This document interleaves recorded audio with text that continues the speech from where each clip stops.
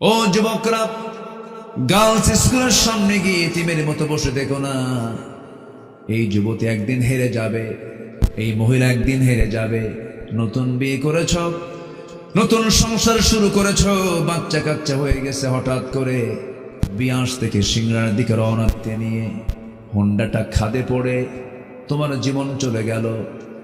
তোমার বউয়ের কাছে সংবাদ চলে গেল, স্বামী মারা গেছি। সেন্সলেস হয়ে পড়ে থাকবে, খাবে না কয়েকদিন, বলবে জীবনে আর বিয়ের প্রয়োজন না, এরকম করে বলবে, কাঁদবে। কিন্তু 7 দিন 8 দিন পর চলে যাবে, খাওয়া দাওয়া শুরু হয়ে যাবে, স্বাভাবিক হয়ে যাবে। মাসখানেক পরে মুখের হাসিও ফুটতে থাকবে। 2 মাস 3 মাস 4 মাস যখন চলে গেল, আর 12 আশহুর ওয়া আশরা, 4 মাস 10 দিন পার হলে শোকটা চলে গেল। তোমার শ্বশুর বাড়ির লোকজন তোমার সেই বউটাকে নিয়ে চলে যাবে। তারা 7-8 মাস পর তারা জোর করে দেখবে মেয়েটার যৌবন আছে, বিয়ে সাথে অন্য জায়গায় দেওয়া দরকার, বিয়েও দিয়ে দেবে। বিয়ে যখন হয়ে যাবে, তোমার ওই বউটা যেটা তোমার খুব আপনজন ছিল, সেই বউটা অন্যের ঘরে যখন চলে যাবে, নতুন স্বামী পেয়ে সেই বউটাই বলে ফেলবে, তার বাপ মাকে জানিয়ে বলবে, মা বাবা তোমরা যে সিদ্ধান্ত নিয়েছো খুব ভালো সিদ্ধান্ত, কারণ আগের স্বামীর চাইতে এই স্বামী আমার আরো ভালো। এটাই হলো দুনিয়া। দুনিয়াতে আমার আপনজন বলতে কেউ নাই। আমার আপনজন যদি থাকি, দুনিয়া আখিরাতে সব জায়গায় আমার আপনজন বলতে একজনই আছেন, তিনি আমার, জোরে বলুন কে? আল্লাহ। ছেলে আপন অসম্ভব, ছেলে জব করে বাপরে সম্পদের জন্য, করে না? মা আপন অসম্ভব, সন্তান মাকে খুন করে, ঠিক কিনা? আছে কেউ আপন না। দিন শেষে আমার আপন কেউ না, আমার আপন কেউ না, সব আমার পর। একটু ডিপলি চিন্তা করলে দেখবেন কেউ না আমার আপন। অনেকের দাদা কিন্তু নাই, মনে আছে কিছু? ভালো করে রাখো, মনে নাই তো কিসের মনে আছে? সামনে কবর, সে কবরে দাদা শুয়ে আছে, বহুদিন আগে 50 দাদার কবর বেঁচে খায়। আসতে কম কেন, আছে না নাই? দাদার কবর বেঁচে খায়। কবর ছিল জানে, এরপর কবরটা বেঁচে খায়। কে না এটা নাই, দাদার কবর নাই। আসেন এরকম এরকম নাতি আছে না নাই? কে বলছে আপন আমার? কেউ আমার আপন না। এই জন্য আপন জনের তালাশ করতে হবে। আমার এই সমস্ত ভুয়া সম্পর্ক বলবো আমি, কারণ এই সমস্ত সম্পর্ক হলো অস্থায়ী সম্পর্ক। বউটার সঙ্গে সম্পর্ক এটা আছে ভালো কথা, কিন্তু বউটাকে যখন ভালোবাসবো, কার জন্য বাসবো বলেন? আল্লাহর জন্য বাসবো। স্বামীটাকে ভালোবাসবো, কার জন্য বাসবো? আসিয়া তার স্বামীকে গ্রহণ করেছিলেন, আবার তার স্বামীকে প্রত্যাখ্যান করেছেন, কার জন্য? আল্লাহর জন্য। মোহাব্বত আমার ততক্ষণ, আল্লাহ যতক্ষণ রাজি হবেন, কিন্তু মোহাব্বতে যদি আল্লাহ রাজি না হন, তাকে মোহাব্বত করা যাবে না। সালাম যখন দিন গ্রহণ করলেন, ফেরাউন বলল, আসিয়া শোনো, কি যেন শুনলাম। শুনবেন কেন? দেখেন লা ইলাহা ইল্লাল্লাহ, স্বামী স্ত্রী। কিন্তু শেষ পর্যন্ত ফেরাউন বলে ফেলল, আসিয়া তুমি কি বলো? দিন গ্রহণ করলে আমার বড় ক্ষতি হয়ে গেল। তুমি হলে আমার পরে, তোমার জায়গা, তুমি হলো ফার্স্ট লেডি অফ ইজিপ্ট, আমার পরেই তোমার জায়গা, তুমি মিসেস ফেরাউন। তোমার দাম অনেক, মর্যাদা অনেক। আমি তোমাকে এত সম্মান মর্যাদা দিয়ে দিলাম, তুমি আমাকে পাত্তা না দিয়ে তুমি দিন গ্রহণ করলে। দয়া করে আমার দিকে তাকায়, স্বামীর দিকে তাকায় তুমি দিনটা ছেড়ে দাও। আসিয়া বলছেন, স্বামী আমার সব জায়গায় আপোষ চলে, কিন্তু ইমানের জায়গায় কোনো আপোষ চলে না। যেরকম সুবহানাল্লাহ, ইমানের জায়গায় কোনো আপোষ চলে না। শেষ পর্যন্ত ফেরাউন বলল, আসিয়া সংসার জীবন শেষ হয়ে গেল, সবকিছু তছনছ হয়ে যাচ্ছে, একটা বারের জন্য তুমি আমার দিকে একটু ফিরে তাকাও। আসিয়া বলছেন, স্বামী আমার আপনি কি বলবেন জানি না, আপনি ইমান থেকে বের হওয়ার জন্য আপনি যতবার বলবেন, আমার ইমান তত মজবুত হয়ে যাবে। তুমি কি জানো আমি তোমাকে হত্যা করব? আসিয়া বলছেন, আমি আমার নাকের মধ্যে জান্নাতের ঘ্রাণ পাচ্ছি। সুবহানাল্লাহ বলবেন না? তার স্বামীকে ততক্ষণ মেনেছেন যতক্ষণ সে আল্লাহকে মেনেছে। আমি আমার স্ত্রীকে ভালোবাসি, কিন্তু স্ত্রী যদি নামাজ না পড়ে সেই ভালোবাসা কি কাজ করা উচিত না? তাকে শাসন করতে হবে। বউটাকে বলতে হবে, বউ আমার, এই যে দুনিয়ার জীবনে একই ছাদের নিচে দুজন থাকে, আমার যৌবন তোমাকে দিলাম, তোমার যৌবন আমাকে দিলা, এত গভীর সম্পর্ক মিশে গেলাম, তুমি কি চাও না আমার বউ একসঙ্গে জান্নাতে আমরা এই সম্পর্ক গড়ে তুলবো? হ্যাঁ চাই। নামাজ পড়ো, পর্দা করো, দিন মেনে চলো। ছেলে মেয়েকে ডাক দিয়ে বলেন, বাবারে বিড়ি খাবি না, গাঁজা খাবি না, নেশা করবি না, অবৈধ সম্পর্ক গড়ে তুলবি না। বাপরে আমার কলিজার টুকরা ধন, এই যা বাপমার পিতা পুত্রের যে সম্পর্ক তুই কি চাস দুনিয়াতে শেষ হয়ে যাক না? জান্নাতের মধ্যে আমরা একসঙ্গে থাকতে চাই রে বাবা। ছেলে আয়, এদিকে আয়, বুকের মধ্যে জড়িয়ে ধরে বলবেন, দাওয়াতে কাজ করবেন, কারণ কু আনফুসাকুম ওয়া আহলিকুম নারা, নিজে বাঁচো, তোমার পরিবারকে জাহান্নাম থেকে বাঁচায়া সবাই মিলে জান্নাতে চলে যাও। আল্লাহু আকবার বলেন। আল্লাহ পরিবারকে কত গুরুত্ব দিয়েছেন। পরিবারে আমরা খোঁজ নেই না তো, আমাদের দোষ আছে। আমার দেশের মায়েরা খুব সরল, ভালো। আমার দেশের মাদেরকে একটু ভালো করে নার্সিং করলে পরে তারা রাবিয়া বস্রির মতো হয়ে যেতে পারতেন, ভালো হতে পারতেন। কিন্তু কিছু পুরুষ আছে, দুষ্ট মার্কা পুরুষ আছে, আছে না নাই বলেন? নিজের বউটাকে পর পুরুষকে দেখাতে খুব পছন্দ করে, আছে কিনা? আছে কিনা বলেন? দেখবেন হুন্ডাই তুলে বউটাকে গোটা সিংড়াবাসীকে দেখায়, আছে না? আছে না? আছে না? আচ্ছা, তাও নর্মাল কোনো হুন্ডা না, R15 লেটেস্ট ভার্সন, যার প্যাসেঞ্জার সিট হলো 3 তলা আর ড্রাইভিং সিট হলো আন্ডারগ্রাউন্ড। ঠিক আছে না?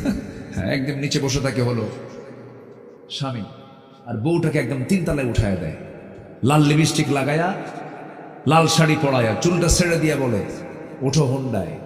এদিকে হুন্ডার আওয়াজটা কম, আওয়াজ কমে তো সবার নজরে পড়বে না। যেদিক দিয়ে ধোঁয়া বের হয়, স্যালেঞ্জারে যেটা পাইপ যেটা ওটা সরায় দেয়। এখন আর হুন্ডা না, এখন হয়ে গেছে হেলিকপ্টার। দিলে একখান টান, একদম বিয়াস থেকে একদম সিংড়ার চলন বিলের গেট পর্যন্ত এক টানে যখন যাচ্ছে চলে, তখন সবার তো নজর দিকে যাবেই। যাতে কি এরকম করে বউ দেখানো কিছু লম্পট মার্কা স্বামী আছে না নাই? আসতে বলবেন না, আছে না নাই? আচ্ছা, এগুলো জাহান্নামের কাজ। এগুলো কিসের কাজ? জাহান্নামের কাজ। আমার বন্ধুগণ, আসিয়া আলাইহিসসালামের কথা যখন আসলোই বলেই মূল আলোচনার দিকে আস্তে আস্তে চলে যাব। আমাকে সময় দিচ্ছেন তো নাকি আপনারা? খুব ভালো মানুষ আপনারা। হ্যাঁ, ফজর পর্যন্ত, হিয়া হাত্তা মাতলাইল ফজর। আচ্ছা ঠিক আছে, আপনারা থাকবেন, আমি চলে যাব। আমি কি আর মানা করতে পারি আপনাদের? আমরা থাকতে চাইলে তো থাকতে দিতে হবে। মহতামিম সাহেব, আপনি একটু থাকার ব্যবস্থা করে দিয়ে। খুব ভালো, আলহামদুলিল্লাহ। আমি তো ভয় পেয়েছিলাম যে কুয়াশায় আমি দেখতে পাচ্ছি না, কুয়াশা মোটামুটি কেটে গেছে। বিকেলবেলা বৃষ্টি হয়েছে, কিন্তু অনেক জায়গায়। এখানে কি হয়েছে জানি না, বৃষ্টিও হয়েছে। খুব চিন্তায় ছিল কমিটিরা আয়োজন করলে যে কি টেনশন হয়। হার্ট বিট কমে না বাড়ে, খালি বাড়ে। খুব কঠিন দায়িত্ব এই মাহফিল কমিটির উপরে পড়ে যায়। আল্লাহ তুমি তাদের সবকিছুকে সহজ করে দাও, জোরে বলি আল্লাহুম্মা আমিন। সম্মানিত ভাইয়েরা, আসিয়া আলাইহিস সালাম কি স্বামীর কাছে আপোষ করেছেন? আসতে কয়, আপোষ করেছেন? আপোষ করেননি, কারণ ঈমানের সাথে কারো আপোষ নাই। শেষ পর্যন্ত আসিয়া বলে ফেলেন, স্বামী আমার, আমি জানি আপনি আমাকে হত্যার হুমকি দেখাচ্ছেন, কোনো টেনশন নাই, মরে যাব আমি। জল্লাদ সামনে রেডি হয়ে গেল, করাত দিয়ে তার শরীরটা দুভাগ করে ফেলবে। জল্লাদ সামনে করাত নিয়ে দাঁড়ায় গেছে। করাত যখন কপালে ঠেকায় দিয়েছে, তখন আসিয়ার চোখে পানি চলে আসছে আল্লাহর ভয়ে। আল্লাহকে বলে, আল্লাহ আমার কপালে করাত লেগে গেছে, আমি দুনিয়া থেকে মনে হয় বিদায় হয়ে যাব। এমন সময় আসিয়া একটা দোয়া করেছিলেন, যে দোয়াটা 4000 বছর আগের দোয়া। সেই দোয়াটা আল্লাহ রাব্বুল আলামিন কোরআনে কারীমের মধ্যে কোট করেছেন, যেন আমরাও সেই দোয়াটা পড়ি। সেই দোয়াটা করি। কি সুন্দর দোয়া দেখেন, এত সুন্দর দোয়া পৃথিবীর কোনো ব্যক্তি পড়তে পারে নাই। সোজা কথা হুবহু ইমরাতে ফিরাউনের আসিয়ার দোয়াটা হুবহু আল্লাহ রাব্বুল আলামিন কোরআনের মধ্যে তুলে ধরলেন। তিনি কি দোয়া করেছেন? রব্বি বিনিলি ইনদাকা বাইতান ফিল জান্নাহ ওয়া নাজ্জিনি মিন ফিরআউনা ওয়া আমালিহি। আল্লাহ তুমি আমাকে ফিরআউনের অত্যাচার থেকে বাঁচাও। আল্লাহ তুমি আমাকে আমার জন্য বানিয়ে দিবে, রব্বি বিনিলি আমার জন্য বানায় দিবে, ইনদাকা তোমার কাছে, ও আল্লাহ তোমার কাছে, বাইতান একটা ঘর, ফিল জান্নাত জান্নাতের মধ্যে। আল্লাহ বড় জান্নাত চাই না, বেশি ঘরও চাই না, তুমি আমাকে ছোট্ট একটা ঘর দিবা, সেই ঘরটা হতে হবে তোমার ঘরের দেওয়ালের সাথে। যেরকম সুবহানাল্লাহ। আসিয়া আল্লাহকে দূরে রেখেছেন না কাছে রেখেছেন? আমরা আল্লাহকে দূরে রাখবো না কাছে রাখবো? আমার সবচেয়ে বড় সাক্ষী কে? আমার সবচেয়ে বড় আপন কে? আমি আল্লাহকে সবচেয়ে বেশি আপন মনে করি। কোনোদিন আমার দ্বারা কি কোনো গুনাহ হবে নাকি? কোনো পাপ হবে নাকি? পাপ লজ্জা হয়ে যাবে, আল্লাহ তুমি তো আমার দেখে ফেলবা, এই পাপ করা যাবে না। আল্লাহকে আমরা সাক্ষী যদি বানাতে পারি, আল্লাহকে যদি আমরা সবচাইতে বড় কাছের মনে করতে পারি, আমার দ্বারা কোনো পাপ হবে না। আসিয়া আলাইহিস সালাতু ওয়াস সালাম তিনি এই দোয়াটা করলেন, দুনিয়া থেকে বিদায় নিলেন, দু টুকরা হয়ে শহীদ হয়ে গেলেন। দুনিয়াবাসীকে জানায় দিলেন, ও দুনিয়াবাসী, আল্লাহকে মোহাব্বত করতে গিয়ে জীবন কেমন করে দিতে হয়। জোরে বলি সুবহানাল্লাহ। আমার বন্ধুগণ, আমরা দুনিয়া ছেড়ে চলে যাচ্ছি যখন তখন। এই যে এখানে বসে আছেন, 1 বছর পর এতগুলো মানুষের মধ্যে 2-1 তো মারা যেতেও পারে, হতে পারে না? আমিও যেতে পারি, আপনিও যেতে পারেন। আজ থেকে 100 বছর পর কেউ কি থাকবো নাকি আমরা? আজ থেকে 100 বছর আগের মানুষ কি দুনিয়াতে আছে নাকি? ম্যাক্সিমাম তো সব চলেই গেছে। আজকে সকালবেলা সংবাদ আসলো আমার কানে, আমার সবার ছোট চাচা যান, সবচেয়ে ছোট কাকা যিনি, ছোট চাচা যান স্ট্রোক করেছেন। স্ট্রোক করে হসপিটালে ভর্তি হয়েছেন, বুকের মধ্যে ধক করে উঠল হারে। এই তো মানুষের জীবন। হসপিটালে আছেন, মিনি স্ট্রোক করেছেন, কথাগুলো এলোমেলো হয়ে যাচ্ছে, শিশুর মতো হয়ে যাচ্ছে। আমার বন্ধুগণ, যে আমরা দাপটগুলো দেখাই, আমরা যে অহংকারগুলো দেখাই, মুহূর্তের মধ্যে সব চূর্ণ করে দিতে পারেন তিনি আমার কে? আমার বন্ধুগণের জন্য, আখিরাতের জন্য আমরা কিছু পাথেয় সংগ্রহ করব। ফেরাউন কি সমস্যা? কোথায়? ও রাস্তায় না? রাস্তায়। আল্লাহু আকবার। লোকগুলো এত ভালো, আমি তো খুব খুশি হচ্ছি। এত রাত হয়েছে, কেউ তো নড়াচড়া করে না। বাড়ি যাবেন না আপনারা? আজকে মনে হয় আমার এই বছর একটা রেকর্ড দেখলাম যে এই পর্যন্ত একটা লোক ওঠে নাই। হ্যাঁ, এটা একটা কিন্তু বিশাল সৌন্দর্য আপনাদের বলি আলহামদুলিল্লাহ। এখানে একটা ডায়াবেটিসের রোগীও মনে হয় নাই। থাকবে কেমনে বলে? এই চলন বিলে, এই বিশাল বিল, হাঁটা ছাড়া উপায় আছে? আর হাঁটলি কি ডায়াবেটিস কাছে আসে নাকি? আসে না, বলি আলহামদুলিল্লাহ। এই যে মুরব্বী বসে আছেন, কোনো নড়াচড়া নাই, আছে কোনো টেনশন নাই। শীতের রাত, চাপ তো একদিকে থাকে, ঘুম তো নাই, নিম্নচাপ তো লেগেই থাকে, তাও তো নড়াচড়া নেই। কত সুন্দর বসে আছেন, বলি আলহামদুলিল্লাহ। অনেক ভালো। আমরা সময় দিচ্ছি তো, আমরা সময় দিচ্ছি তো ইনশাআল্লাহ। আচ্ছা, আমরা কি জান্নাত পেতে চাই না? সবাই কি জান্নাত পেতে চাই? তাহলে টিকিট কাটতে হবে কিসের? জান্নাতের। বলেন কিসের? বলেন বলেন বলেন। সেই টিকিটটা পাওয়া যাবে কোথায়? কোন কিতাবে পাওয়া যাবে? কোরআন থেকে টিকিটটা নিয়ে নিতে হবে, নিয়ে সঠিক গন্তব্যে যেতে হবে। আপনি টিকিট কেটেছেন ট্রেনের, নাটোর থেকে যাবেন ঢাকা, কিন্তু ট্রেনের টিকিটটা কাটা আছে হলো চিলমারি, কুড়িগ্রাম। আপনার ট্রেন কি ঢাকা যাবে? যাবে না। টিকিট সঠিক করতে হবে।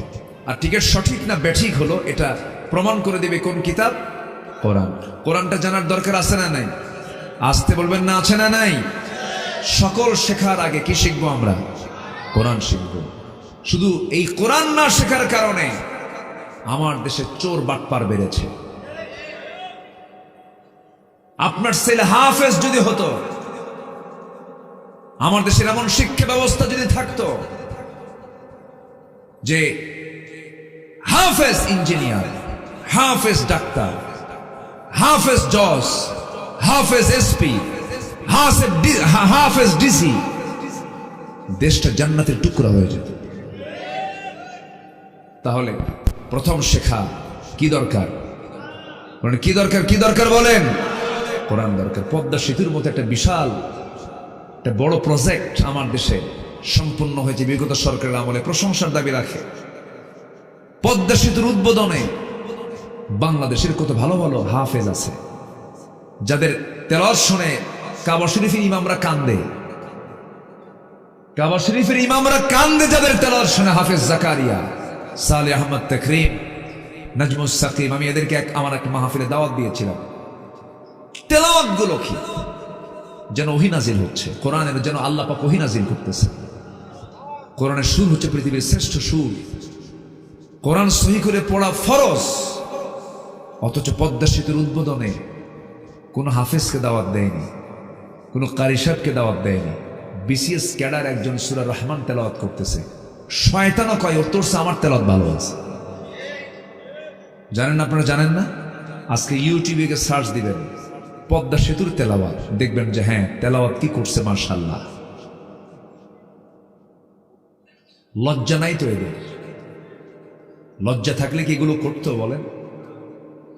আল্লামা সাঈদী, আমার বুকটা ফেটে যায় জানেন। কি সম্পদটা, কি সম্পদটা আমরা হারিয়েছি। কত অবাধ্য সন্তান তার ওয়াজ শুনে মার পা ধরে মাপ চেয়ে বলছে, মা ভুল করছে, সাঈদীর ওয়াজ শুনলাম, আর তোমার সঙ্গে জীবনে বেয়াদবি করব না। কত আদব পেয়েছে তার ওয়াজ শুনে মানুষ, কত পথ হারা পথ পেয়েছে। একটা আদর্শ নাগরিক তৈরির তিনি ছিলেন একটা ম্যাজিক। তার বক্তৃতার কি প্রভাব ছিল। 13টা বছর তাকে অযথা কোনো কারণ নাই, উনি আল্লাহর নামের কসম খেয়ে বলেছেন 1971 সালের কোনো কাদা বাবালি আমার গায়ে লাগে নাই, কসম করেছেন তিনি, কোনো প্রমাণও পায়নি। সম্মানিত বন্ধুগণ, সম্মানিত ভাইয়েরা, সেই লোকটাকে 13টা বছর কষ্টে রেখে শেষ পর্যন্ত পরিকল্পিতভাবে সাজানো নাটক তৈরি করে সুস্থ মানুষকে জেলখানা থেকে বের করে হসপিটালে ভর্তি করায়া চিকিৎসার নামে পয়জনিং করে, বিষ প্রয়োগ করে আবু হানিফা রাহমাতুল্লাহ আলাইহির মতো তাকে দুনিয়া থেকে বিদায় করে দেওয়া হয়েছে। আমরা তাফসীর মাহফিলের এই প্ল্যাটফর্ম থেকে, এটা তারই তৈরি করা প্ল্যাটফর্মের একটা অংশ, এই দেশে তাফসীরুল কোরআন মাহফিল এই নামটা উনি চালু করেছেন প্রথম। ওনার যে অবদান, সেই লোকটাকে দুনিয়া থেকে বিদায় করলো যারা, এই তাফসীর মাহফিলের প্ল্যাটফর্ম থেকে সুস্পষ্ট ভাষায় জানান দিতে চাই, অবিলম্বে ওই হত্যাকারীদের গ্রেফতার করে চূড়ান্ত শাস্তি নিশ্চিত করা হোক। রাজি আছেন কারা কারা? হাত উঁচু করে দেখান মুসলমান।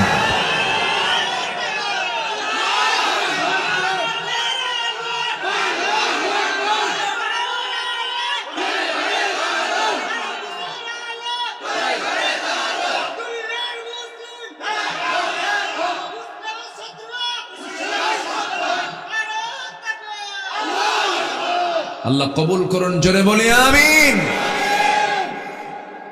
আমার তালিকা করেছিল, আমি আব্দুল্লাহ আমিন, নগণ্য গোলাম। 2 বছর আগে বিচারপতি শামসুদ্দিন কি, হ্যাঁ না কালা কইেন না, কালা তো আল্লাহ বানায় দিয়েছে, শামসুদ্দিন মানিক। এ হাসে না কোনোদিন, বুঝলেন? আমি কোনোদিন ওকে হাসতে দেখিনি, চেয়ারের মধ্যে কোনো হাসি নাই। যারা হাসে না তারা ভালো না।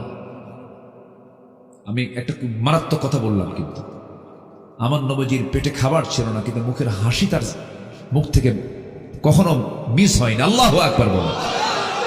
রাসূল হাসতেন, মুচকি মুচকি হাসি দিতেন। কিছু কিছু লোক হাসেই না, ওদের বউরা যে থাকে কেমনে, ওদের বউরা মনে মনে করে মরবে কোন দিন।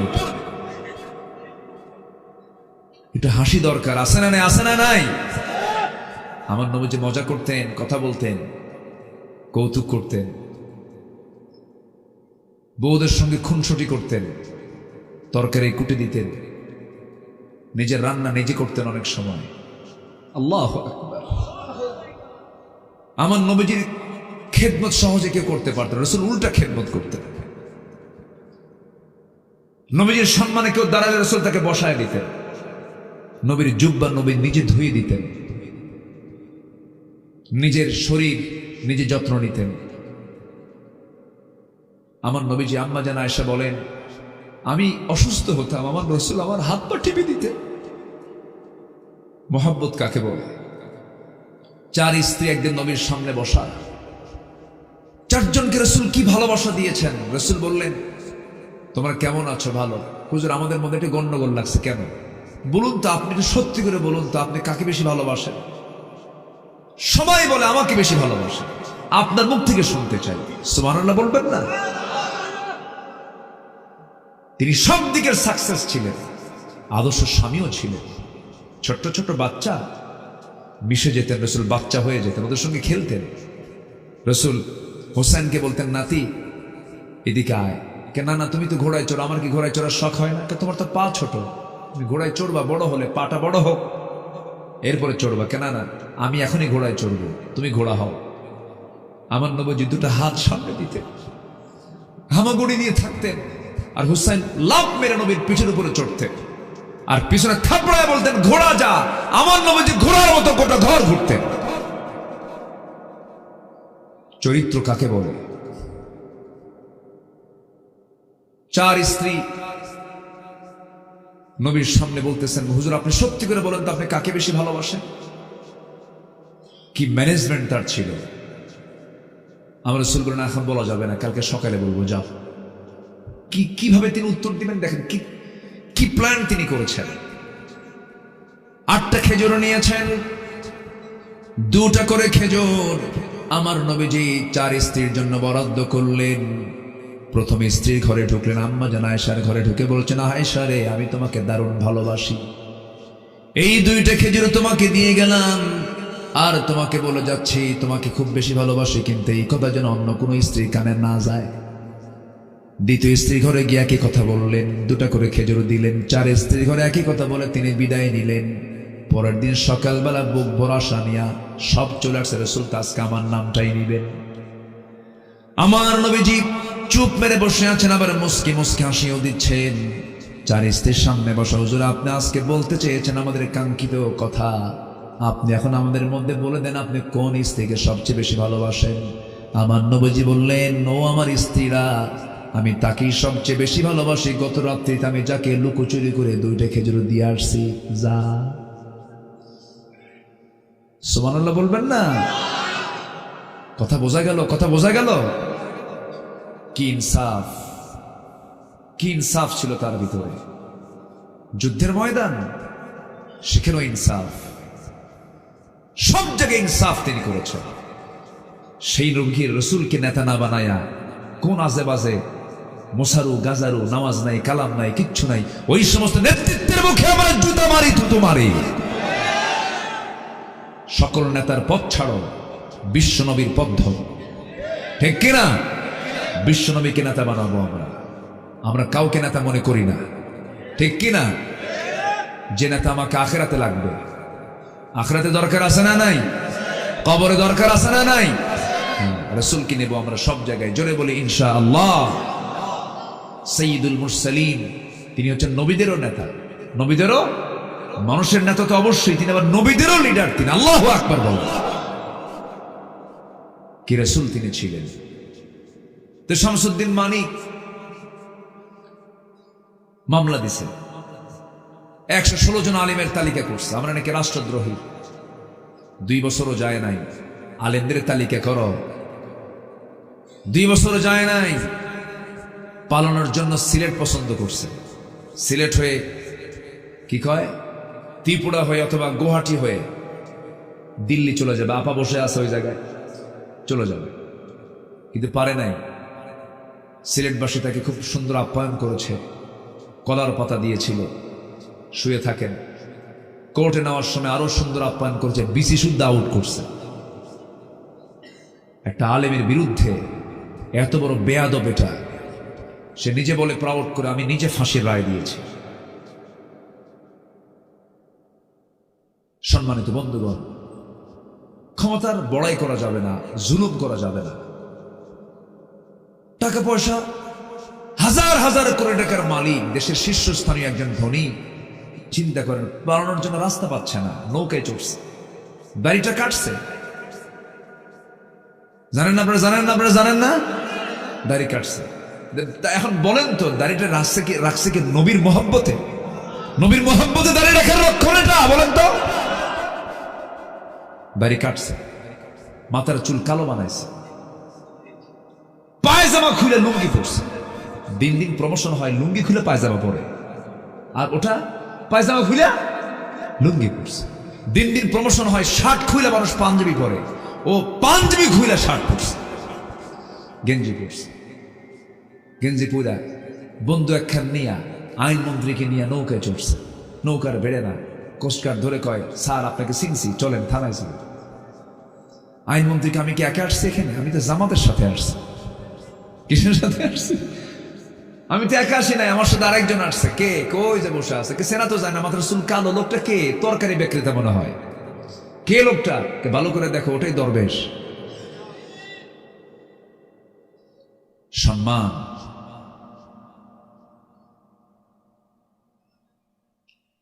মুনাফিককে আল্লাহ পাক ছাড়েন না, ঠিক কিনা বলেন?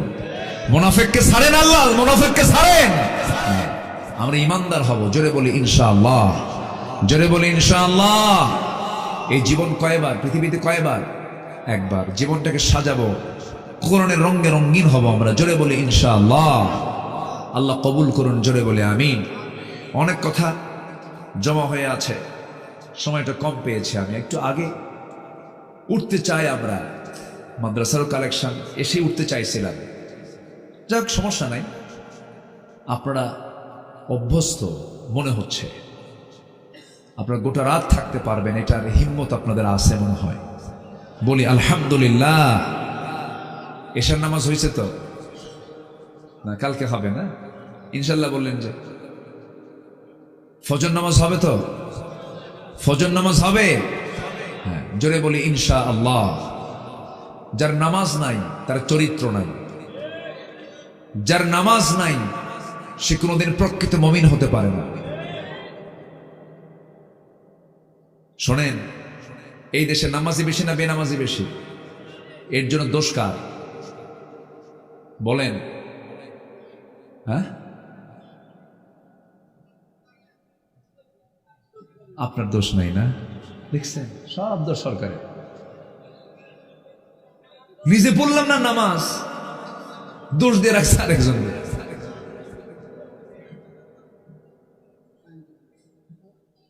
কয় যে আমি চুরি করি কেন? আল্লাহ কি দেখে না? দেখছেন, দেখছেন কি লক্ষ্য করতেছেন? আমি ভালো হই না কেন? আল্লাহর কি নজর নাই? আল্লাহ একটু আমাকে ঠিক করে দিলিতে হয়ে যায়। উল্টা দোষ কারে দেয়? আল্লাহরে দেয়। এখান থেকে উঠতেছে একজন, কি ব্যাপার, রেকর্ড তো ভঙ্গ হয়ে গেল। ও ছোট্ট বাচ্চার সাথে আছে, থাক সমস্যা নেই, জরুরত আছে। কিন্তু না, আমরা শুধু নিজেকে দোষী করব তাও নয়, দোষ আছে।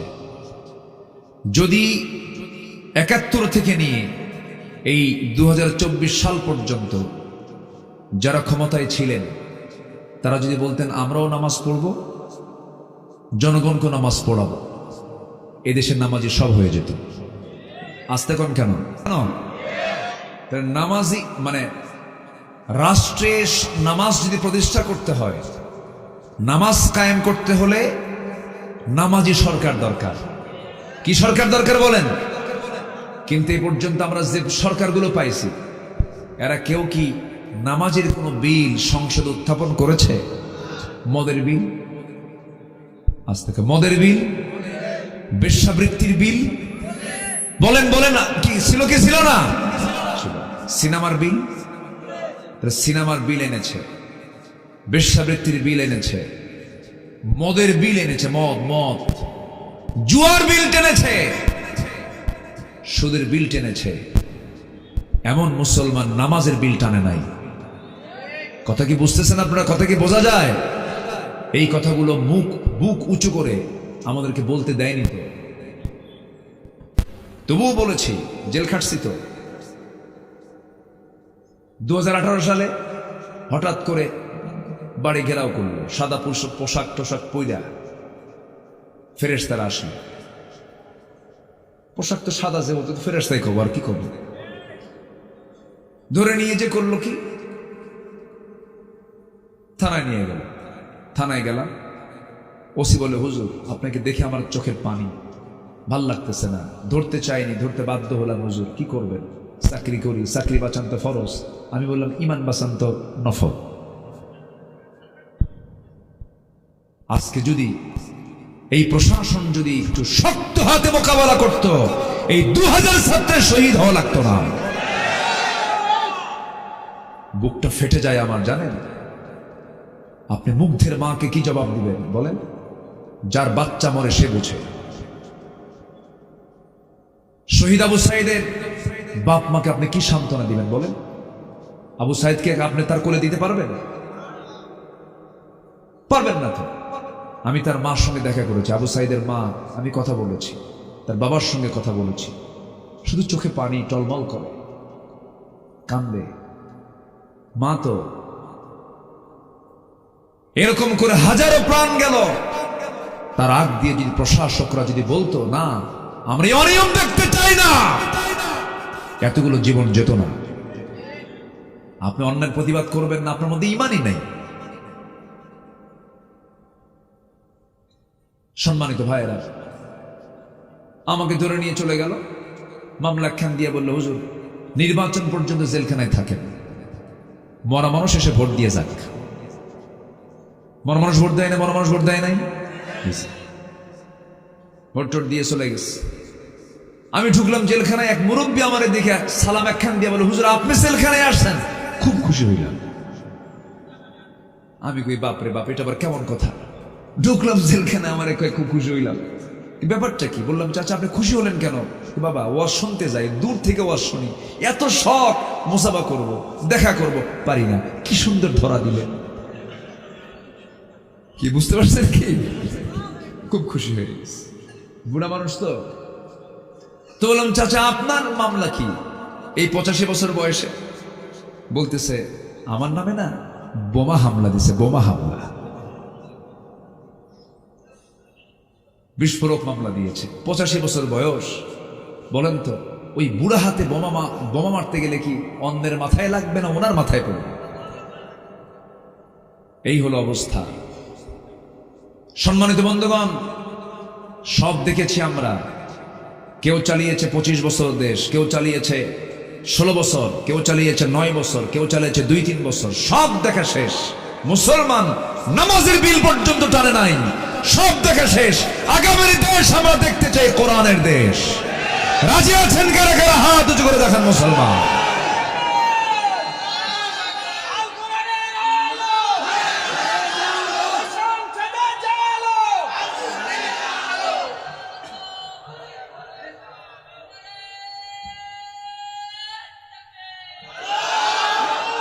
আল্লাহ কবুল করুন, জোরে বলি আমিন।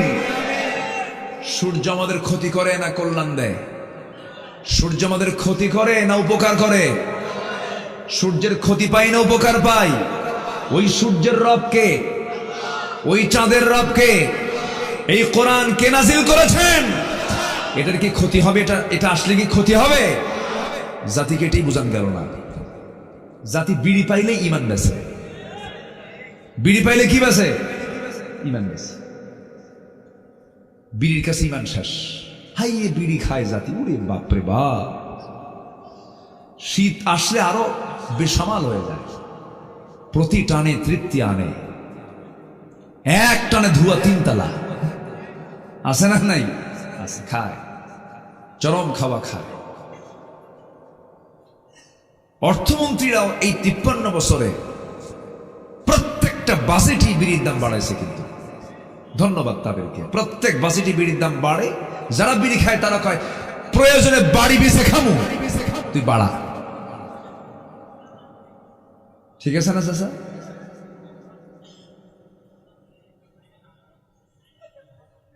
কি আপনি কি রাগ করে উঠে যাচ্ছেন নাকি বিড়ি দশ করার জন্য? বসেন। কি সুন্দর মানুষ আপনারা। আল্লাহ তুমি সকল নেশা থেকে জাতিকে বাঁচাও, জোরে বলে আমিন। আমার কাছে তথ্যটা জানা নাই যে এই দেশে প্রতি বছরে কত টাকার বিড়ি মানুষ খায়। আমি এটা দেখে খুঁজে বের করবো না, পরবর্তী ওয়াজে আমরা এটা দেবো ইনশাআল্লাহ। মানে কত কোটি টাকা বিড়ির পিছনে জাতি খরচ করে। এটা কি শুধু ব্যয় না অপচয়?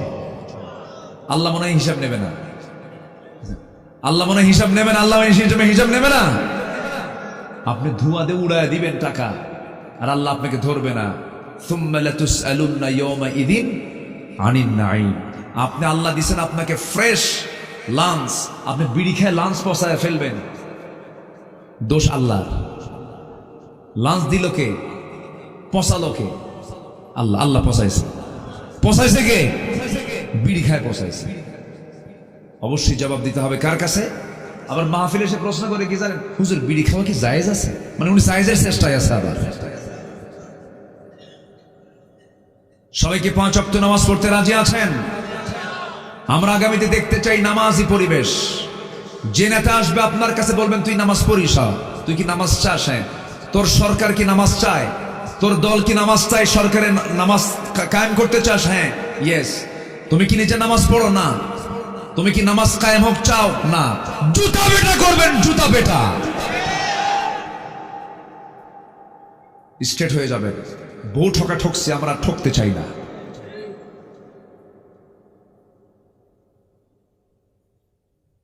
হ্যাঁ, বাস। আল্লাহ কবুল করুন, জোরে বলি আমিন। 5 ওয়াক্ত নামাজ পড়বেন কারা কারা? একটু হাত তুলে দেখান দেখি। জোরে বলি ইয়া আল্লাহ, ইয়া রহমান। আমাদেরকে 5 ওয়াক্ত সালাত আদায় করার তৌফিক তুমি আল্লাহ দিয়া দাও। জোরে বলি আমিন। আরো জোরে আমিন, আরো জোরে আমিন। হাত নামান। কষ্ট পেলেন? বাড়িতে মা বোন আছে না নাই? তাদেরকে নামাজ পড়াবেন। জোরে বলি ইনশাআল্লাহ। বৃষ্টি আসতেছে না, কুয়াশা। আমরা ইবাদত করি, আমাদের ইবাদত গুলো যায় কোথায় জানেন? সুদ খায়া শেষ করে। কি খায় শেষ করে বলেন? সুদ। সুদ কি সিংড়ায় আছে? না। সুদ আছে? এই সময় কেউ উঠবেন না, যে উঠবে ভাববো ওটাই সুদ খায়। বসেন। এই তো আর কিছুক্ষণ, আমি আর কিছু সময় শুধু ফিনিশিং দেব, একটু বসেন না, কেউ উঠবেন না। সুদ ওয়াজ করে কোনোদিন বন্ধ হবে বলেন তো? ডাইন করে বন্ধ করতে হবে। রাষ্ট্রীয়ভাবে সুদ আছে, সেই সুদ রাষ্ট্রীয়ভাবে উঠে দিলেই সমাজ থেকে সুদ শেষ। যে সুদের কারবার করে পুলিশ থেকে খুঁজে বের করবে, ঠিক কিনা? সুদের কারবার করলে পরে ইবাদত কবুল হবে না। এত দোয়া করি, দোয়াগুলো যায় কোথায়? যে বান্দার মুখ থেকে মিথ্যা কথা বের হয় না, তার দোয়া আল্লাহ রাব্বুল আলামিন কবুল করবেন। মুখটাকে পবিত্র রাখবো আমরা, মিথ্যা কথা না বলে মুখটাকে পবিত্র রাখবো আমরা। মূল আলোচনার বিষয় যেখান থেকে আমি তেলাওয়াত করেছি, আল্লাহ রাব্বুল আলামিন বলছেন, বান্দারে তুমি যে এত ইবাদত করো, তোমার কোন ইবাদত আমি আল্লাহর দরবারে কবুল করব না। তুমি যদি 10টা ভুল, 10টা অপরাধ যদি তোমার জীবন থেকে না মাইনাস করে, নাম্বার 1 হলো মুনাফিক বাদ দিয়ে দাও। কি বাদ দিয়ে দাও বলেন?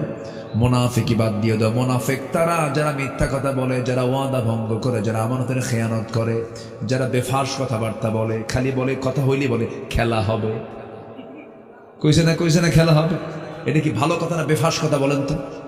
এটা কি কোনো বিজ্ঞ ব্যক্তির কথা এটা হতে পারে? একটা ওয়েটফুল মানুষের কথা কি এটা হতে পারে? বলে খেলা হবে। কই? লোকই তো নাই। বেকুফ এগুলো। যারা বেফাস কথাবার্তা বলে, যারা মিথ্যা কথা বলে, যারা ওয়াদা ভঙ্গ করে, যারা আমানতের খেয়ানত করে, তারাই হলো মুনাফিক। তারা হলো মুনাফিক। চিন্তা করে দেখুন, অর্ধ দুনিয়ার শাসন করত ওমরের কথা আমরা বলছিলাম, আবু বকরের কথা আমরা বলছিলাম। কি শাসক তারা ছিলেন, কি তাদের মধ্যে সততা কাজ করেছে। একটু কান দিয়া, হৃদয় দিয়ে শোনার চেষ্টা করুন। তাদের মধ্যে কি ইখলাসটা ছিল? কোনো মুনাফিকি ছিল না। সাইয়েদনা আবু বকর রাদিয়াল্লাহু তাআলা আনহু রাতের বেলা খালি পায়ে হাঁটতেন। কি পায়ে? খালি পায়ে হাঁটতেন, তাও পাথরের রাস্তা। কিসের রাস্তা বলেন? চোকা চোকা পাথর থাকতো রাস্তায়, খালি পায়ে হাঁটতেন। একদিন আবু ওমর ফারুক রাদিয়াল্লাহু আনহু দেখে ফেললেন। তিনি বলছেন, আমার আমিরুল মুমিনিন আবু বকর, রাতের বেলা আপনি খালি পায়ে হাঁটেন কেন? পা তো ফেটে যাবে, রক্তাক্ত হয়ে যাবেন, চামড়া ফেটে রক্ত বের হয়ে যাবে। তিনি বললেন, ওমর রে, আমি তো জুতা পায়ে হাঁটতে চাই, কিন্তু খড়ম জুতা পায়ে হাঁটলে পরে আওয়াজ হবে, আর এই আওয়াজে যদি কোনো নাগরিকের কানে যদি চলে যায়, ঘুম যদি ব্যাঘাত হয়ে যায়, কিয়ামতের দিন আমি আবু বকর আসামির কাঠগড়ায় দাঁড়িয়ে তারা জবাব দিতে হবে। সুবহানাল্লাহ বলবেন না? আল্লাহু আকবার। কি কথা বলে দিলেন তিনি। দেখেন, আমি যদি জুতা পায়ে হাঁটি, আমার জুতার আওয়াজ, হাঁটার আওয়াজ ঘুমন্ত ব্যক্তির কানে চলে গেলে তার ঘুম যদি নষ্ট হয়ে যায়, কিয়ামতের দিন আমাকে আসামির কাঠগড়ায় দাঁড়িয়ে তারা জবাব দিতে হবে। আর একজন নেতা আসবেন নাটোরে, সিরাজগঞ্জ রোড থেকে সব রাস্তা ব্লক। কি আছে না নাই? গাড়ি বন্ধ, সবকিছু বন্ধ। নেতা আসছেন, সামনে 50টা গাড়ি, পিছনে 50টা গাড়ি। আপনি কত বড় নেতা হয়েছেন? আবু বকরের চাইতে বড় নেতা হন নাই। আবু বকর রাতের বেলা একা একা হাঁটলেন, কাউকে নিলেন না, খালি পায়ে হাঁটেন জনগণের যেন অসুবিধা না হয়। জনগণের রাস্তার অসুবিধা তৈরি করে যারা এই সমস্ত ফোর্স নিয়ে চলে, সম্পূর্ণ সম্পূর্ণ অন্যায় অন্যায় অন্যায়। ঠিক কিনা? এগুলো অন্যায়। এগুলো একটা মানুষ হাঁটবে, ওমর ফারুক রাতের বেলা একা একা চলতেন, কাউকে নিতেন না। তারা তো জনগণের নেতা ছিলেন। এখন এতগুলো লোক নেয় কেন জানেন? জনগণ ফ্রি পাইলে তো কাবাবার সালাদ বানায় ছাড়বে, বুঝলেন না? ভয় চলে। আমার বন্ধুগণ, তারা ছিলেন খাদেম। সাইয়েদনা আবু বকর রাদিয়াল্লাহু তাআলা খেলাফত আমল, নতুন খেলাফতের দায়িত্ব গ্রহণ করেছেন। তার আগ দিয়ে তিনি এক মহিলার বাড়িতে গিয়ে কাজ করে আসতেন। মহিলা মানে বৃদ্ধা মানুষ, বয়স্কা মানুষ, বুড়ি মানুষ। তার স্বামী নাই, ছেলে মেয়ে কেউ নাই, তার খেদমত করার জন্য কেউ নাই। সাইয়েদনা আবু বকর সিদ্দিক রাদিয়াল্লাহু আনহু প্রত্যেক রাত্রিতে শেষ রাতে তার বাসায় যেতেন, কাপড় চোপড় ধুয়ে দিতেন, খাবার দাবার জোগাড় করে দিতেন, এরপরে তিনি চলে আসতেন। এরকম করে তিনি প্রত্যেক রাতে এরকম খেদমত করে আসেন। ওমর ফারুক একজন ওই মহিলার খেদমত করার জন্য দরজায় গিয়ে নক করছেন। মহিলা ভিতর থেকে বলছেন, কে ডাকো, আপনার কোনো খেদমত লাগবে নাকি? না, কিছুক্ষণ আগে একজন মানুষ আমার খেদমত করে গেছে। ওমর ফারুক মনে মনে চিন্তা করেন, কোন খাদেম আছে দেখি তো, এই মদিনায় কোন খাদেম এই মহিলার খেদমত করে। ওই মহিলার ঘরের পাশে গিয়ে দাঁড়ায় থাকলেন, আড়াল করে কোন পুরুষটা আসে, কোন লোকটা আসে তার খেদমত করার জন্য। প্রথম দিন পেলেন না, দ্বিতীয় রাত্র পেলেন না, তৃতীয় রাত্রি তো উকি মেরে তাকায় দেখেন কেউ না। প্রথম খলিফা আবু বকর সিদ্দিক ওই মহিলার ঘরের মধ্যে ঢুকলেন।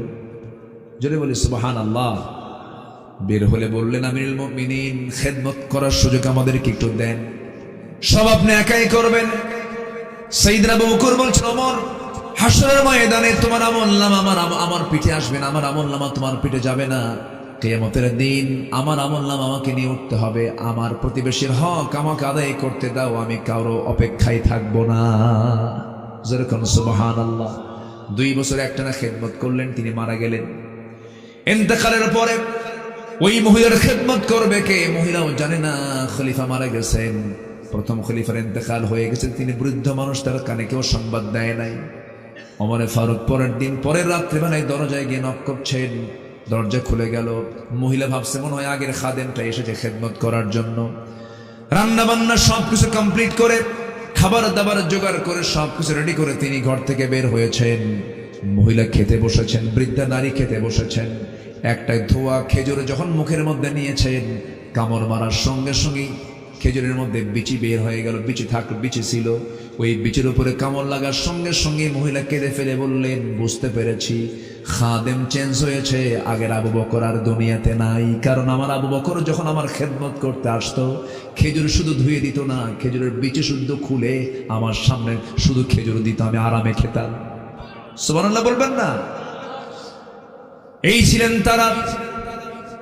জনগণকে তারা ভয় পেতেন, এই জনগণ যদি আমার পক্ষে আল্লাহর সামনে না রায় দেয়, আমাকে জাহান্নাম যেতে হবে।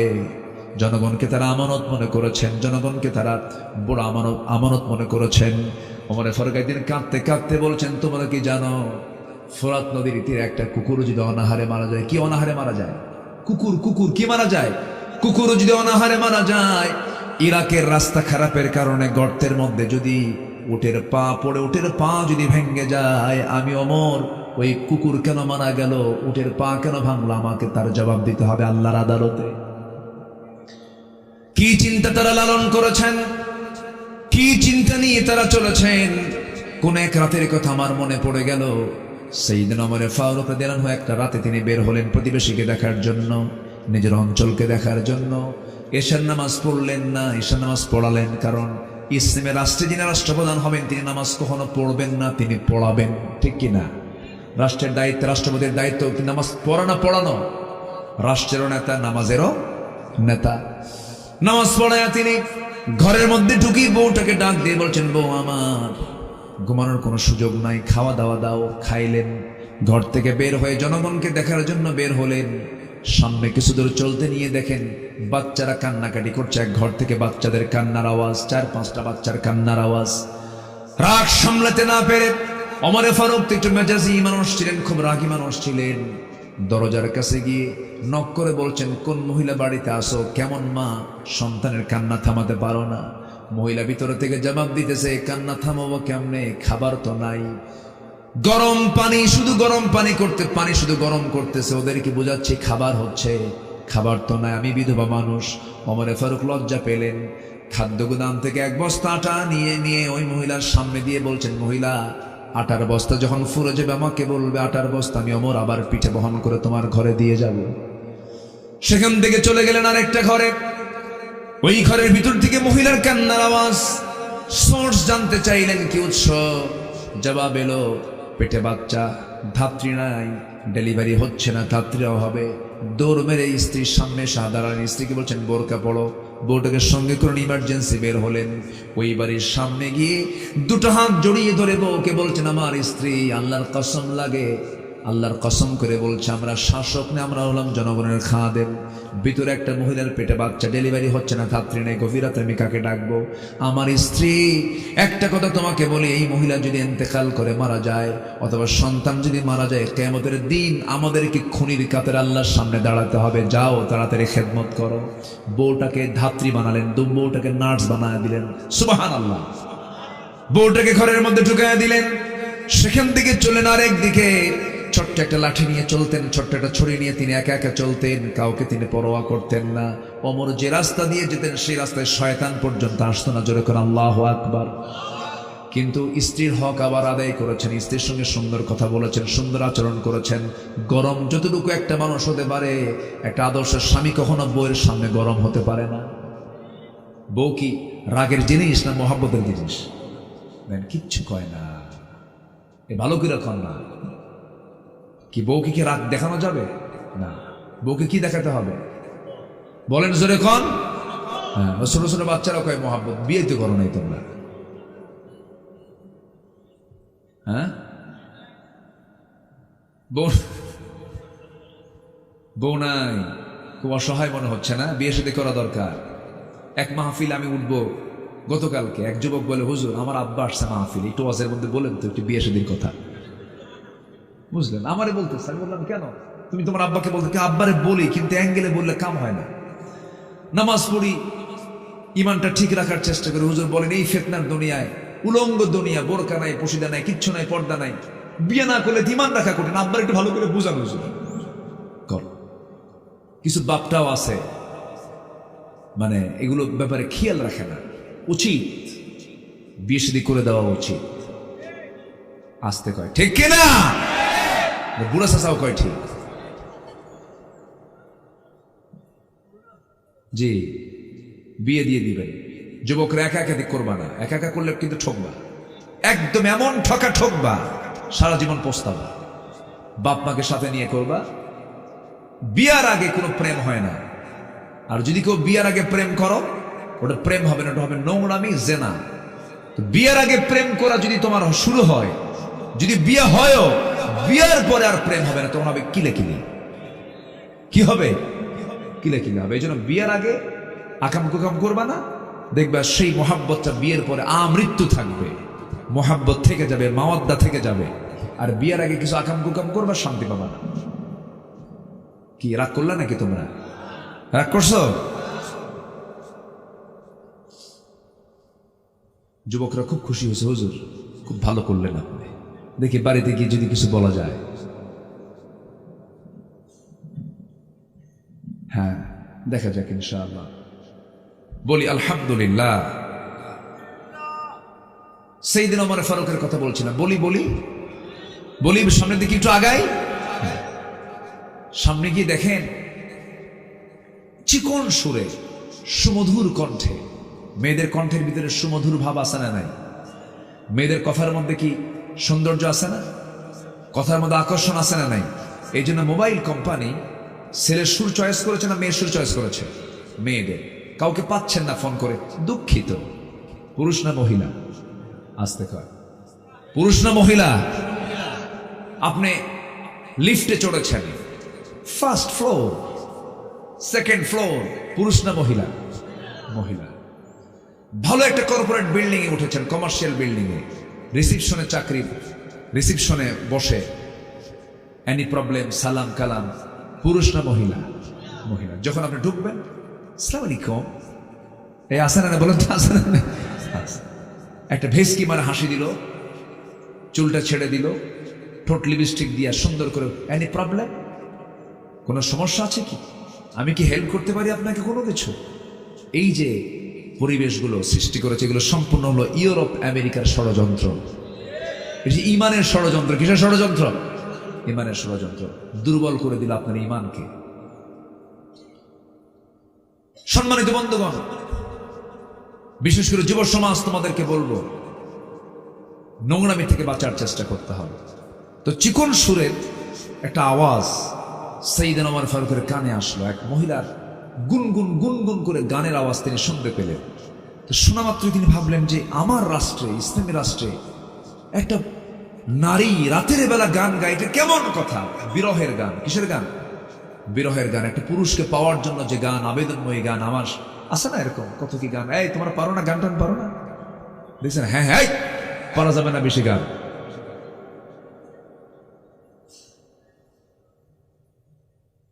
বিরহের গান যখন গাচ্ছিল মহিলা, সাইয়েদনা ওমর ফারুক রাদিয়াল্লাহু তাআলা আনহুর কানে যখন চলে গেল, তিনি খেপে গেলেন। উৎসটা খুঁজলেন, কোন বাড়ি থেকে এই গানটা আসে। সেই বাড়ির সামনে গিয়ে দাঁড়ালেন, দরজায় নক করলেন। কে ভিতরে? কে গান গায়? কিন্তু ভিতরে থেকে কোনো আওয়াজ নাই, থেমে গেছে, কোনো আওয়াজ নাই, কোনো গান নাই। দরজায় ডাক দিলেন, দরজাও খোলে না। পিছন দিকে চলে গেলেন, পিছন দিকে গিয়ে আস্তে করে দরজা না খোলার কারণে বেড়াটা টানলেন, খেজুর পাতার বানানো বেড়ার ঘরে টান মারলেন। ভিতরে ঢুকে পড়লেন। ঢুকে পড়ে দেখেন মাথায় কাপড় দেওয়া পর্দার পরিবেশ নিয়ে একটা মহিলা দাঁড়ায় আছে। সামনে একটা প্রদীপ জ্বালানো, মহিলার সামনে দাঁড়ানো। সাইয়েদনা ওমর ফারুক বলেন, মহিলা তুমি ইসলামী রাষ্ট্রের ভিতরে কেন গুনগুন করে বিরহের গান গাও? তুমি কি আল্লাহর কালাম পড়তে পারো না? নামাজকে পড়তে পারো না? মহিলা ওমর ফারুককে না চিনতে পেরে বলে, আপনার পরিচয় আমি জানি না, তবে আমি ভুল করেছি, আমি গান গিয়ে আমার অপরাধ হয়েছে একটা। কিন্তু আপনি আমার ঘরের মধ্যে যে ঢুকলেন, আমি তো দরজা খুলি নাই, আমার স্বামীও ঘরের মধ্যে নাই। আপনি আমার ঘরের মধ্যে পিছন দিক দিয়ে ঢুকে দোষ করেছেন মোটে 4টা। আমি দোষ করলাম একটা, আপনি করলেন 4টা। কি কি দোষ বলো? নাম্বার 1, সালাম দিচ্ছেন নাকি না? নাম্বার 2, আপনি অনুমতি নিয়েছেন নাকি না? নাম্বার 3, আপনি দরজা না ঢুকে আপনি আমার বেড়া ভাঙলেন, আমার সম্পদ নষ্ট হলো। নাম্বার 4, আপনি একজন পরপুরুষ, আমি একজন পরনারী। যদিও পোশাক পরেছি পর্দার, কিন্তু আমার পর্দার খেলাফ একটু হলেও হয়েছে, আমি আপনাকে ছাড়বো না। সাইয়েদনা ওমর ফারুক নিজের পরিচয় সম্পূর্ণ গোপন করে বলছেন, মহিলা তুমি কি করবা বলো? আপনি কি চেনেন ওমর রেখে? আপনি কি ওমর রে চেনেন নাকি? আগামীকালকে সূর্যোদয় হওয়ার সঙ্গে সঙ্গে আমি আপনার বিরুদ্ধে মানহানির মামলা দায়ের করবো ওমরের আদালতে। কার সামনে কয়? কার সামনে? সাইয়েদনা ওমর ফারুক শুনতেছেন আর মনে মনে চিন্তা করছেন, হারে কি কয় রে। এবার বলতেছে, তুমি যে লোকটার সামনে গিয়ে আমার বিরুদ্ধে তুমি মামলা দেবে, আমার জানা মতে সেই লোকটা ওমর, লোকটা তেমন ভালো না। নিজের কথা কি ভালো বলা যায় নাকি? বলে ফেলেন লোকটা ওমর তো ভালো না। মহিলা বলে, দোষ তো আরেকটা যোগ হলো। দোষ আরেকটা কি হলো? যোগ হলো আপনি ওমরের বিরুদ্ধে কথা বলা মানে আপনি বড় অপরাধী। এই দুনিয়াতে একমাত্র যোগ্য শাসক যদি একজন থাকেন তিনি হচ্ছেন ওমরে ফারুক রাদিয়াল্লাহু তাআলা আনহু। ওমর মাথা নিচু করে চোখের পানি ফেলে ফেলে বলে, আল্লাহ এই বান্দারই দোয়া তুমি আল্লাহ কবুল করে না। তারা সার্টিফিকেট নিয়েছেন জনগণ থেকে, আড়াল করে লুকায়া লুকায়া সার্টিফিকেট নিয়েছেন আমি ভালো না মন্দ, কিন্তু বিগত 16 বছর চলে গেছে, জোর করে সার্টিফিকেট নিয়েছে আমি ভালো, তুই বল ঠিক কিনা। ওমরে ফারুক সার্টিফিকেট নিয়েছেন আড়ালে। মহিলা যখন বলতেছে আমার জানা মতো ওমরের মতো এত ভালো মানুষ এই জমিন আর নাই, সে আমাদের শাসক, তিনি চোখের পানি ফেলে ফেলে কাঁদলেন। ওমরে ফারুক বলছেন, মহিলা শোনো, মামলা কি সত্যি দিবে নাকি? মামলা দেব আমি। কেন দিবেন? কেন দিবে মামলা? কেনা আপনি অনেক দোষ করে ফেলেছেন। সাইয়েদনা ওমরে ফারুক বলছেন, শোনো মামলা তো দিবা, ভালো কথা, তোমার গান গাওয়ার কারণটা কি একটু বলো তো? গান গাওয়ার কারণ হলো আজকের থেকে 4 মাস আগে আমার স্বামীকে এই জনপদের খলিফা ওমরে ফারুকের লোকজন সীমান্ত নিয়োগে তাদেরকে চাকরি দিয়ে দিল। খলিফা ওমরে ফারুকের লোকজন এসে তার নির্দেশ আমার স্বামীকে নিয়ে চলে গেল। আমি আমার স্বামীর সঙ্গে নতুন সম্পর্ক গড়েছি, নতুন বিয়ে হয়েছে, মাত্র 4 থেকে 5 দিন স্বামীকে পেয়েছে, আমার যৌবন ভরা আমার জীবন, আমার বয়স কম, মাত্র স্বামীকে 4 দিন পর পরে যখন 4 মাস গত হতে চলেছে, আজ পর্যন্ত স্বামীর কোনো দেখা নাই, সাক্ষাৎ নাই। রাতের বেলা নামাজ পড়ে শুয়েছি, মাঝরাতের দিকে ঘুম আমার ভেঙে গেছে, স্বামীর প্রতি আমার মহব্বত জেগে গেছে। বৈধ স্বামীকে পাওয়ার জন্য আমি গভীর রাতে গুনগুন গুনগুন করে বিরহের গান গাচ্ছি আমার স্বামীকে পাওয়ার জন্য। ওমরে ফারুক মনে মনে চিন্তা করলেন, দোষ তো আরেকটা যোগ হলো। কি কথা কি বুঝতেছেন আপনারা? বিশাল চিন্তায় পড়ে গেলেন। এবার ওমরে ফারুক তো শাসকদের শাসক, বিচারকদের বিচারক, তিনি তো বুঝেন কেমনে এই মামলা ঢিসমিস করে দেওয়া যায়। এবার মহিলা কি সত্যি, এবার ওমরে ফারুক বলছেন, মহিলা শোনো, সত্যি কি তুমি মামলা দিবে নাকি? হ্যাঁ মামলা দিয়ে দেব। সে তো জানে না, মহিলা জানে না কোন লোকটার সামনে সে কথা বলে। এবার বলছে, মহিলা শোনো, তুমি যে আমার বিরুদ্ধে মামলা দিতে যাচ্ছ ভালো কথা, তোমার স্বামীর জন্য তুমি কাঁদতেছো, তোমার স্বামী তুমি চাও না, কে চাই? তোমার সেই প্রত্যাশিত আকাঙ্ক্ষিত স্বামীকে যদি আগামীকাল সূর্যোদয়ের একটু আগ দিয়ে তোমার সামনে যদি হাজির করে দেয়, তুমি কি আমার বিরুদ্ধে মামলা দিবা নাকি? মহিলা মুচকি হাসি মেরে বলে, সূর্যোদয়ের আগে কেন, সারাদিনের মধ্যে হাজির করলে আপনার বিরুদ্ধে কোনো মামলা হবে না। মতো দিয়ে দিছেন। কি কথা কি বুঝে গেল? উনি তো জানতেন, উনি তো জানেন যে এই মহিলার চাওয়াটা কি। চাওয়ার জায়গায় তিনি নক করলেন, বলেন, মহিলা থাকো, তোমার স্বামীকে তুমি পেয়ে যাবে। নিজের কথা তিনি আড়াল করলেন, পরিচয় দিলেন না একবারের জন্য। চলে আসলেন বউকে, বলেন, বউ আমার, একটা স্ত্রী তার স্বামীকে ছাড়া কতদিন পর্যন্ত থাকতে পারে? ওয়াল মুতাল্লাকাতু ইয়াতারাব্বাসনা বিআনফুসিহিন্না সালাসাতা কুরু।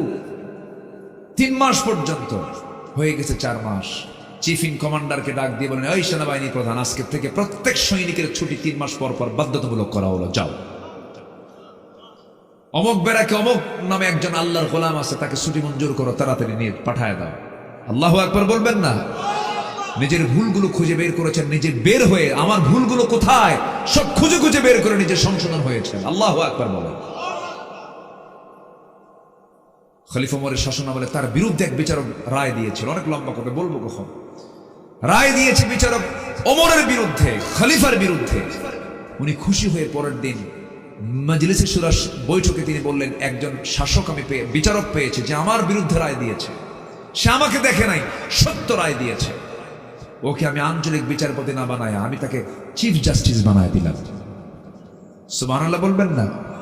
কাজী শুরাইহ ইবনুল হারিস আল কিন্দি রাহমাতুল্লাহ আলাইহি ঘোড়া কিনছেন ওমরে ফারুক। ঘোড়া কেনার পরে ঘোড়া নষ্ট হয়ে গেছে, ঘোড়ার 4টা পা নষ্ট হয়ে গেছে, অকেজ হয়ে গেছে, বসে গেছে। রাগ করে ঘোড়া বিক্রেতা বলছে, এই তুমি কি ঘোড়া দিলা আমারে? তুমি আমাকে অসুস্থ ঘোড়া দিছো। ঘোড়া বিক্রেতা কয়, না আমি আপনাকে সুস্থ ঘোড়া দিচ্ছি, আমি ঘোড়া নেব না, আমি ঘোড়া আপনার ফেরত নেব না। দুজন লাগছে তর্ক। চিন্তা করেন শাসকের সামনে বিক্রেতার কথা কি স্বাধীনতা সেখানে ছিল। ঘোড়া বিক্রেতা কয়, চলো না মামলা করবো, চলেন থানায়, কি বলে আদালতে যাই। চলো আদালতে গেছেন। আদালতের বিচারপতি কাজী শুরাইহ ওমরে ফারুককে দেখে লাভ মেরে দাঁড়ায় গেছে। আপনি এই জায়গায় কেন? কেন আমি এই জায়গায় কেন? আপনি আমাকে দেখেন না, সঠিক রায়টা দেন। এই ঘটনা, ঘোড়া কিনছি, টাকা দিছি, ঘোড়ায় চড়ছি, কিছুদিন যাওয়ার পরে ঘোড়া নষ্ট হয়ে গেছে, 4 পা বসে গেছে, ও আমাকে অসুস্থ ঘোড়া দিল কেন? আবার ঘোড়া বিক্রেতার কাছ থেকে শুনছে, কাজী শুরাই ইবনুল হারিস মুস্কি হাসি মেরে বলেন, আমিরুল মুমিনিন দুঃখিত, রায়টা আজকে আপনার পক্ষে যাচ্ছে না। আল্লাহু আকবার বলবেন না? ওমর ফারুক বলেন, তাহলে বুঝায় দাও, আপনি বুঝায় দেন আমার পক্ষে কেন আসবে না? আপনি আমার সামনে কথা বলছেন, আপনি কি বাড়ি পর্যন্ত যেতে পারবেন সুস্থ অবস্থায়? গ্যারান্টি দেন আপনি? কেন গ্যারান্টি নাই? তো ঘোড়া কিনছেন আপনি, দেখে নিছেন, টাকা লেনদেন হয়ে গেছে, আপনি ঘোড়ায় চড়ছেন, অসুস্থ হয়ে গেছে, ঘোড়া আর কি দোষ? সুবহানাল্লাহ বলবেন না? মাথা নিচু করে চলে আসলেন, বিচারপতিকে ধন্যবাদ দিয়ে চিফিন একদম জাস্টিস বানায় দিলেন, একদম প্রধান বিচারপতি বানায় দিলেন। আর আমার দেশে পাগলা বানায় বাইরে পাঠায় দেয়। কি কথা কি মিলে? কথা কি মিলে? হ্যাঁ, এই তো বিচারপতির নামও বলে ফেলছে একজন, এস.কে. সিনহা। বিবেকটাকে কখনো আমরা মেরে ফেলবো না, বিবেকটাকে জাগ্রত রাখবো। জোরে বলি ইনশাআল্লাহ। আমরা অন্ধ হব না, আমরা চক্ষুওয়ালা হলো, আমরা দেখবো, সত্য বুঝবো। জোরে বলি ইনশাআল্লাহ। শেষ করে দিলাম আলোচনা। চলো চলো, হুজুর মরুক।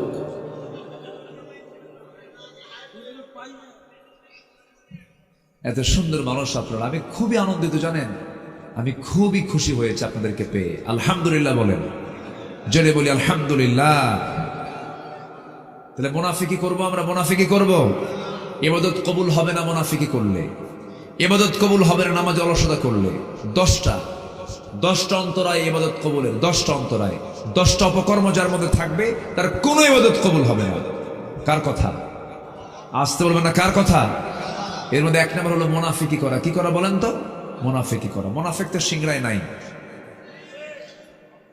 নাম্বার 2 হচ্ছে নামাজে অলসতা করব না আমরা। সবাই কি নামাজ পড়তে রাজি আছেন তো?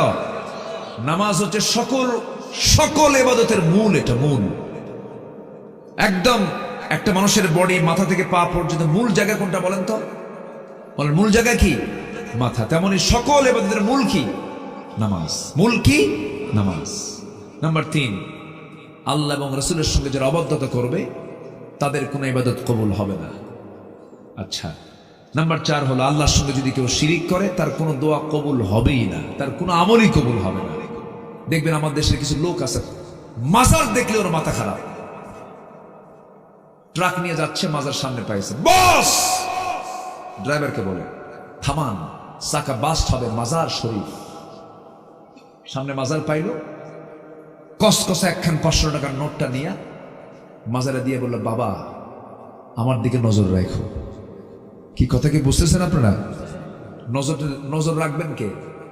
আর নজর রাখার জন্য বলতেছে কারে? বাবা। ওর ইমান আছে, ওর ইমান আছে, ওর টাকাও শেষ, ওর ইমানও শেষ, দুটাই শেষ। কি টানটা দেয় কি! খাজা দিল কর তাজা, ইসমে জালাল গাজার কলকি খাওয়া হালাল। যেরকম নাউজুবিল্লাহ। বদমাইশ কিন্তু এগুলো বদমাইশ কিন্তু কম না, এদের সংখ্যাও কিন্তু আছে, বেশ আছে। আল্লাহ তুমি এদের অনিষ্ট থেকে জাতিকে হেফাজত করো। জোরে বলি আল্লাহুম্মা আমিন। আমার অনেকে বলে, হুজুর পীর ধরা কি? আমি কি সোট ধরা কি? আমি পীর বিরোধী না, কিন্তু আমি পীরকে মহাব্বত করি। আবার ভুল বুঝবেন না যে হয়তো আমার এই কথায় অনেকে কষ্ট পেতে পারে। পীর অবশ্যই সম্মানের। শাহজালাল ইয়ামানি শুয়ে আছেন সিলেটে, উনি কি পীর ছিলেন না? ছিলেন। রাজশাহীতে শুয়ে আছেন শাহ মাকদুম, বগুড়ার মহাস্থানগড়ে শুয়ে আছেন কি বলে শাহ সুলতান বলখি, খুলনায় শুয়ে আছেন খান জাহান আলী রহমতুল্লাহ আলী। সেই তুরস্কের মানুষ, কোথাকার মানুষ? রাশিয়ার মানুষ, ইয়েমেন থেকে এসেছেন শাহজালাল ইয়ামানি। কোথাকার মানুষ? কোথায় এসে রাজা গৌর গোবিন্দ পরশুরামদের বিরুদ্ধে মোকাবেলা করে, রাজা পৃথ্বীরাজকে পরাজিত করে, খাজা মঈনুদ্দিন চিশতি, উনি তো আওলাদের রাসূল, রাসূলুল্লাহর বংশের মানুষ তিনি। তারা ছিলেন প্রকৃত পীর। আর আমার দেশের যে পীরদের দশা, ওরে বাপরে বাপ, ঠ্যাং দুটো সামনের দিকে রাখে, মুরিদ এসে সেজদা মারে পীরের দরবারে, 2 পায়ে সেজদা মারে। যে ভণ্ডগুলো মুরিদ কর্তৃক সেজদা গ্রহণ করে, পা ভেঙ্গে চুরমার করে দিবেন আপনারা। পা ভাঙ্গে দিবে, আম গাছের সঙ্গে বাইন্দা পিটবে। রাগ করতেছেন নাকি আপনারা? রাগ করতেছেন আপনারা? ওরা তো ইমান ছিনতাইকারী। ওরা কি ছিনতাইকারী বলেন? ওরা ইমানই নিয়ে চলে যাচ্ছে। এগুলোর দিকে আমরা তাকাবো না, আল্লাহর সঙ্গে শিরিক করবো না। জোরে বলি ইনশাআল্লাহ। শিরিক করো না, বিদআত করো না, আল্লাহ ছাড়া কারো কাছে মাথা নত করো না। শিরিক করো না, বিদআত করো না। পীরের পূজা, গোরের পূজা ইসলামেতে নাই, তবু মানুষ আল্লাহ ছাড়া মাথা যেন আয়। আল্লাহর কোরআন নবীর হাদিস ছাড়া কিছুই মেনো না। শিরিক করো না, বিদআত করো না, আল্লাহ ছাড়া কারো কাছে মাথা নত করো না। জোরে বলি আমিন। জি, গজল কইলাম, ঠিক আছে? জি, আসেন আমরা এখন দোয়া করি। তার আগ দিয়ে যা হয়েছে বলি আলহামদুলিল্লাহ। ফজর নামাজ পড়বো না ইনশাআল্লাহ? জি, আমরা সব দিকে খেয়াল করবো। বুঝলাম না, গভীর রাত হয় যত, কুয়াশা হয় তত বেশি। কুয়াশা গেল কোন? আল্লাহ আমাদের মেহেরবানি করেছেন, বলি আলহামদুলিল্লাহ। আমরা প্রতিটি রাত চলি, দোয়া করবেন আল্লাহ যেন আমাদের রাস্তাকে নিরাপদ করে দেয়। আমি নন্দীগ্রাম থেকে কুয়াশা পেয়েছি, আমি বগুড়া হয়ে আসছিলাম।